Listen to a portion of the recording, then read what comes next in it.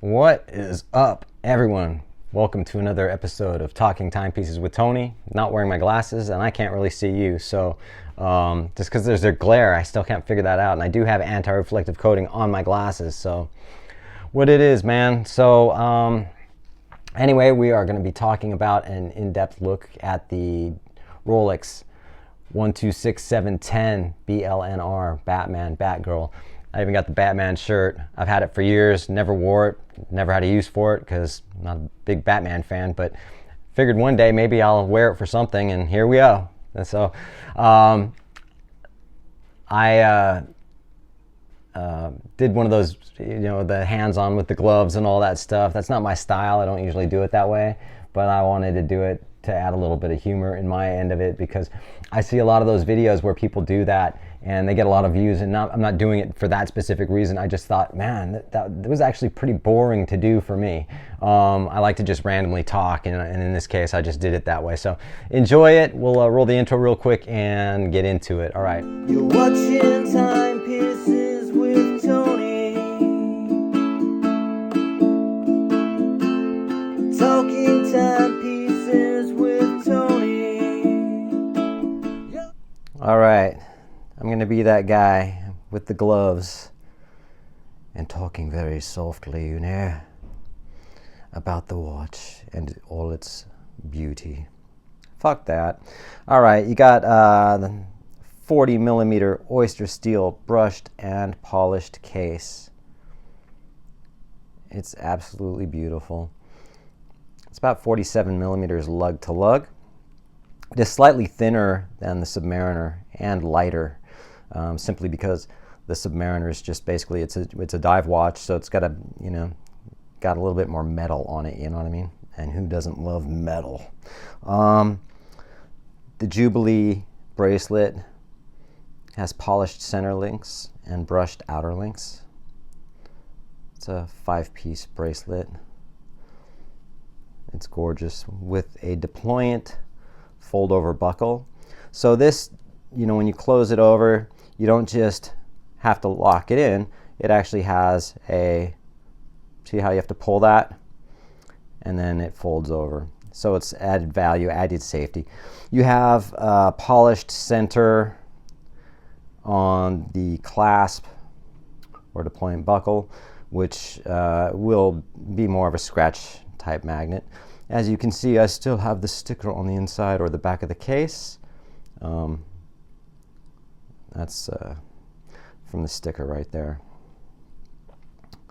It has a 5 millimeter adjustment on the bracelet size here for if your wrist, swells up or shrinks in the cold or the warm, which is awesome.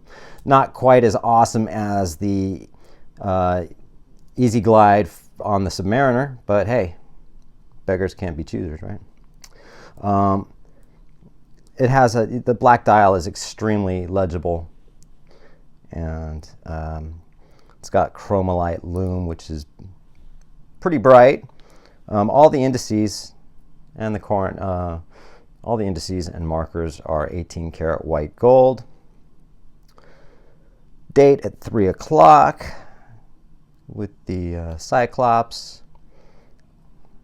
You have the again the 18 karat white gold hands and the 24-hour GMT hand, hand in blue.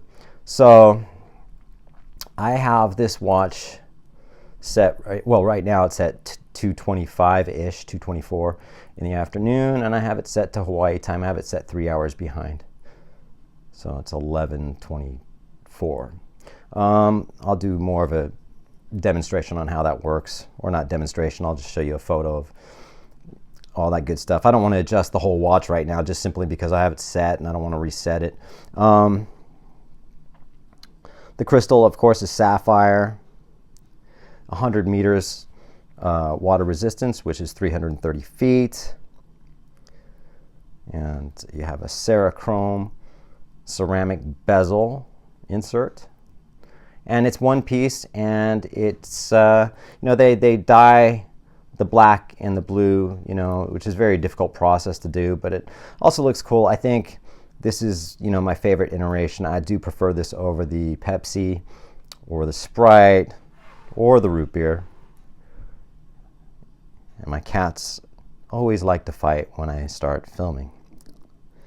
But that's just the way it goes. The GMT hand rotates once every 24 hours. So again, it's a 24-hour hand. So if it's 1 o'clock in the afternoon on whatever day today it is, Saturday, then the GMT, and you wanted to set the GMT, it would be at 1300, which is just right about here on the 24-hour marker. The numerals on the bezel are platinum insert, and there's a rapid set hour hand. So to set the date, you would unscrew it, pull it out once, and your hour hand would move in either direction, and that's how you change the date on this. So it's pretty cool. It has a beautiful 3285 in-house caliber movement, 70-hour power reserve, and COSC certified. It's a superlative chronometer, which means it is +2, -2 seconds per day. That means COSC certification. After it is certified, then Rolex put the movement in the case, and they do additional testing, and they make sure this watch is just kick-ass. And they do that with all of their Rolex watches. Has a parachrome hairspring. And it's a sick watch, man. So let's go back to the normal shit that I do, and we'll catch you in a second here. All right, I put my glasses back on so I can see, man. Anyway, again, this watch is just stunning. It is just an awesome everyday watch. I know how difficult it is to get these, and someone asked me how long I waited for it, and I really didn't wait. I didn't really have a wait list, so to speak, on this one. But from the first time it was ever brought up to me actually getting the watch was about 6 weeks. However, that really didn't get, the owner of Bindi actually got this for me, and it really I would say it was a week was the wait, because that's when it was really kind of official, when I really wanted the watch. So having said that, just want to shoot up a picture of the GMT so you can get a clear picture of how to tell time on it. So you'll see that in this picture that the watch is set at 10 after 10, and the GMT is also set at 10 after 10. Like I say, it's a 24-hour, military time, sort of, 1300, 1400, 15. So you got your local time is on the, the dial, and then of course the GMT is the secondary time with the bezel. So, and then I wanted to throw up a picture of the movement, the 3285, just a real robust workhorse movement, and just most Rolex movements are. So I love this watch. It's super comfortable. It's a little more blingy on the Jubilee than it would be on the Oyster, and I don't mind that, and I've been wearing it every day now. I've had this watch, I got, what day is it, Saturday? I think I got it last Sunday. So it may have been Saturday. No, it was Saturday. So I've had this watch exactly 1 week, and I've been hard pressed to take it off my wrist. Anytime I do take it off and put another watch on, I just kind of take it off after a few minutes and put this one right back on. So I love this watch, and I would recommend it to any Rolex fan. I know they're sought after, they're hard to get. I prefer this over the Daytona. I know people are going to go, what do you mean you prefer it over the Daytona? And I think a lot of those people that would say that are, I don't know, are you a true Rolex fan? I'm not saying that this is by far a better watch than the Daytona. I mean, people like the Daytona just simply because the hype and how hard it is to get,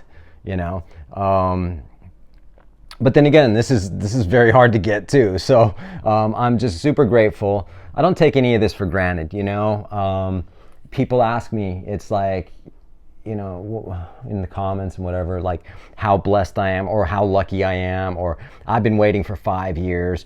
And actually one guy said he's been, and he literally, I can't say it verbatim what he said, but he's like, I've been fucking waiting for 3 years and I can't get anything, and you seem to get Rolex all the time.